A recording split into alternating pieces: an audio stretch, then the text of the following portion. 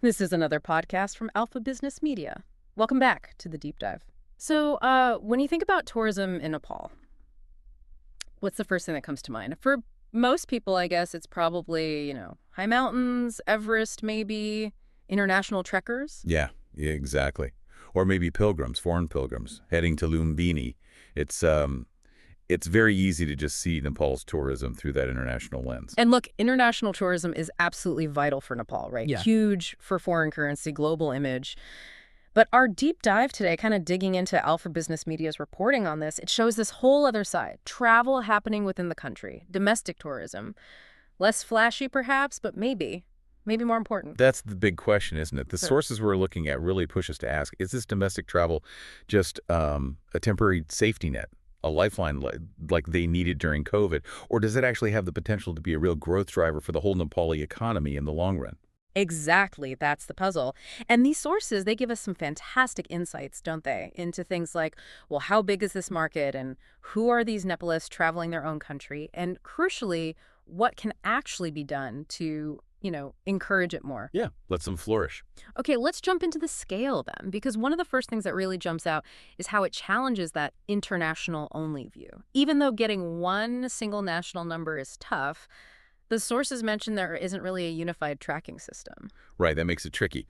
But the indicators we do have, they tell a really powerful story. Yeah. What's fascinating is looking at specific places, like take Lumbini, UNESCO site, globally famous. Yeah, birthplace of Buddha, huge international draw. You'd think mostly foreigners. You would.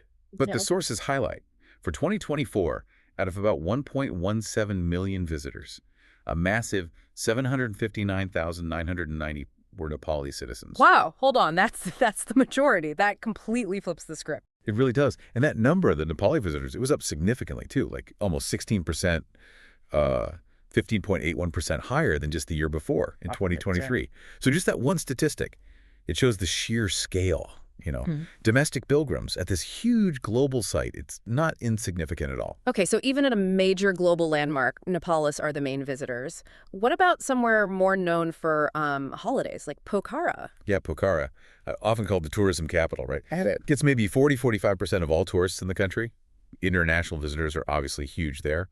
But local businesses, they estimate domestic tourists make up around 30% of their hotel stays each year. 30%. Okay, so it's not just pilgrimage. Nepalese are traveling for leisure, holidays, and spending money in those popular spots too. Definitely, it's a significant economic footprint. All right, so the scale is clearly bigger than we might think, which leads to the next question. Who are they? These hundreds of thousands, maybe millions of Nepali travelers. Is it just one group? No, not at all. The sources paint a really diverse picture, which is key to understanding the potential here. As we saw with Lumbini, a massive segment is pilgrims, people traveling for religious reasons to places like Pashupatinath, Muktanath, Manakamana, a whole list of holy sites. Devotion is a huge driver. Makes sense. Then you got students and youth. They're often looking for, adventure short breaks, educational trips maybe, exploring parks, doing shorter hikes. And families. I bet they're a big part, especially around festival times. Absolutely. Families are a really important segment. Using those school holidays, national holidays for trips, they tend to look for places with maybe better infrastructure, natural beauty, sure, but also entertainment options for different ages. Okay. You also have city dwellers, say from Kathmandu or Pokhara, looking to escape the city buzz, heading for the hills, resorts, nature spots. And we shouldn't forget the corporate sector either. Seminars, company events, team building, that all contributes too, often outside the main business hubs. That's a really varied group of travelers, much more complex than just one type. So, given that diversity, what are they generally looking for? What drives their choices? Well, based on what we're seeing in the sources, a few things keep coming up. Price is huge. Affordability, value for money, that's a primary concern for many. Okay, cost matters. What else? They're definitely drawn to natural beauty, the mountains, lakes, parks, and also exploring their own cultural heritage. Temples, old sites, that kind of thing. Right. Adventure is popular too, especially, like I said, with younger people. And then across the board, really, particularly for families or longer trips, comfort and safety are big ones.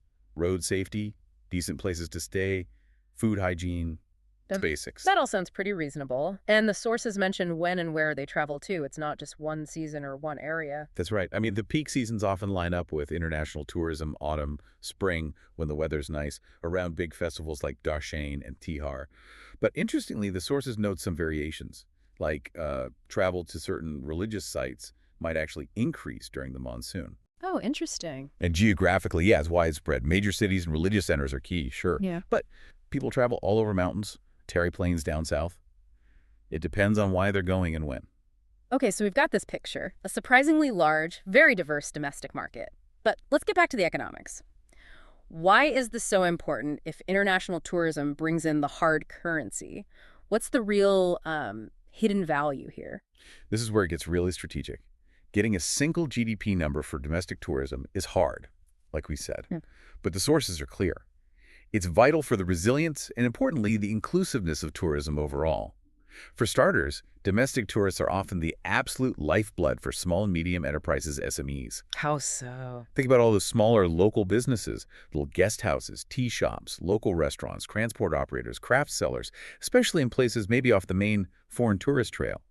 Domestic travelers can be their main, sometimes only, source of income. It keeps those businesses alive. Right, so it spreads the economic benefit beyond just the big international hubs like Kathmandu or Everest routes. Exactly. It supports jobs and incomes, not just directly in tourism, but in related things like local farming or crafts. Yeah. It distributes the money more widely, and crucially, the sources really stress its role in smoothing out those seasonal ups and downs and building resilience. Ah, okay. How does that work? Well, international tourism can be very seasonal, right? Big peaks, deep troughs. Domestic travel, often linked to national holidays or local events, helps fill those gaps. It keeps hotels fuller, staff employed, during what would otherwise be really slow times. And this is where that Lifeline idea really came into play, wasn't it, during the pandemic? Precisely. COVID was the starkest possible example. International borders slammed shut. Domestic tourism became that essential safety cushion. It literally kept parts of the industry from complete collapse. That shows you its strategic value in making Nepal less vulnerable to, global shocks or economic downturns elsewhere. It's like a built-in shock absorber. That resilience factor is huge. Are there other contributions the sources point to? Yes. Another interesting one is how domestic demand can actually spur infrastructure development, especially in newer or less developed tourist areas. How? If more Nepalese start wanting to visit a particular region, it creates a reason, an incentive, to improve basic things. Better roads, more local lodges, decent places to eat. This often happens before an area is really ready for large numbers of international tourists. So it kind of paves the way for future growth. Laying the groundwork. Exactly.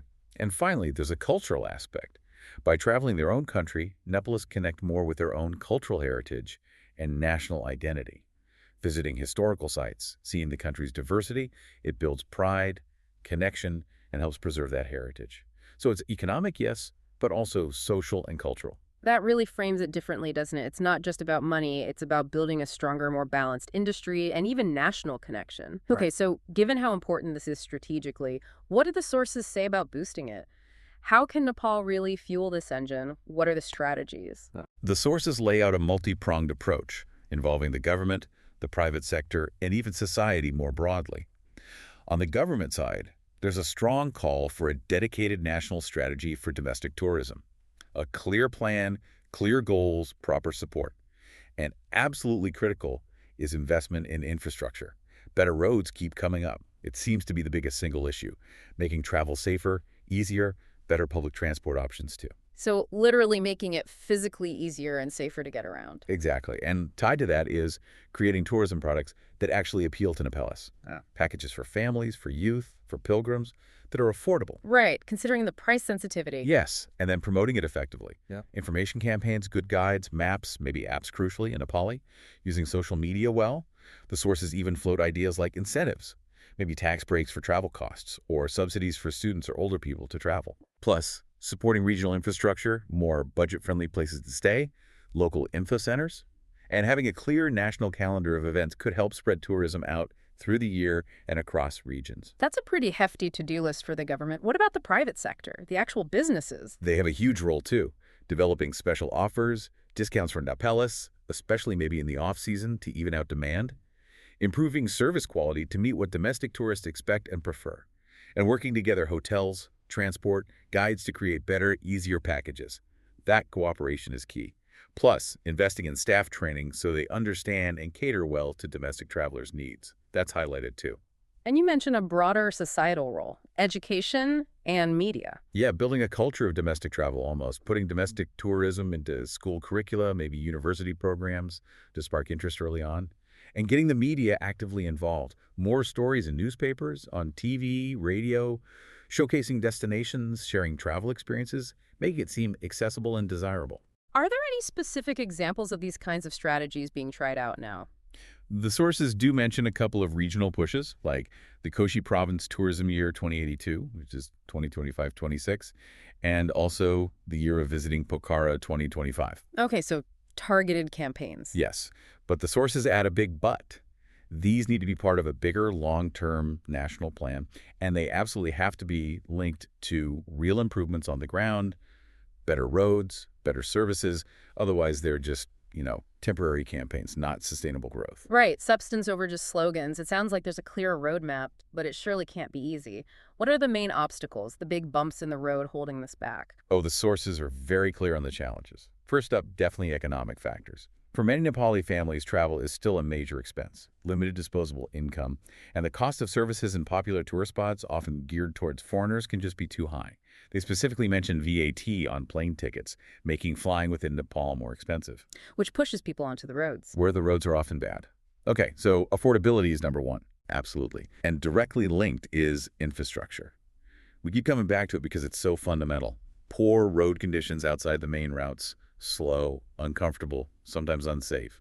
It's a major complaint. Plus, not enough good, affordable places to stay outside the main hubs. And public transport can be patchy or inconvenient. It makes independent travel harder. Those two, cost and infrastructure, really hit accessibility hard. What else is hindering things? There are also information and cultural barriers. One big issue is just the lack of good, easy-to-find, reliable information in Nepali about where to go, how to get there, what services are available. Beyond that, the sources hint that for some people, there just isn't a strong habit or maybe motivation for domestic travel. They might prefer a trip to India or just stay home. And safety concerns linger roads, food safety, general security that can put people off. So it's not just about can you afford it or get there, but do you have the info, the inclination, and feel safe doing it? Right. And layered over all of that is a critical systemic issue, lack of coordination and consistent policy. The sources point to ministries not working together well, tourism, infrastructure, local government, regional bodies in the private sector too. It's fragmented. Which must make implementing any big strategy really difficult. Exactly. Without a steady, long-term government commitment and policy specifically for domestic tourism, efforts end up being piecemeal or changing all the time. Okay. So pulling this all together then, what's the final word from these sources? Is domestic tourism in Nepal just the backup plan, or can it really be this growth engine? The overwhelming conclusion is that it's way more than just a lifeline. It's already a significant functioning sector in its own right. It's strategically vital. It has huge potential. It contributes significantly to the economy, supports livelihoods, builds that crucial resilience. It's a strategic asset, basically, that hasn't been fully tapped. Precisely. But getting it to become that major growth driver needs real work, targeted, sustained effort. The key things keep coming back. Fix the infrastructure, especially roads and affordable lodging. Create the right products and information for Nepalis. Nurture that travel culture. And underlying it all, strong government leadership, coordination, and consistent policy. It's about deliberately developing this market that's already showing real strength on its own. So why should you, listening in, care about this, whether you're into travel, economics, or just Nepal? You should care because it's a powerful example of how leveraging your own local market can build national resilience, how a country can become less dependent on global ups and downs. It shows a path towards more sustainable, inclusive economic growth by encouraging people to explore and invest right there at home. It's a fascinating look at internal dynamics driving strength. Yeah, it really gives you a different lens on what tourism can actually mean. Absolutely. And that brings us to a final thought for you to chew on, based on everything we've discussed. Given those really significant challenges, especially around the poor infrastructure and the cost of travel, how can campaigns like Visit Pokhara 2025 be more than just regional boosts? How could their success, if they achieve it, genuinely pave the way for sustainable, widespread domestic tourism growth across all of Nepal? And maybe what role could innovation, perhaps technology, play in actually making travel much more accessible and appealing for a broader range of Nepali citizens? That's a really powerful question to leave things on. Thanks for joining us for this deep dive into Nepal's domestic tourism landscape. Always great to explore these topics.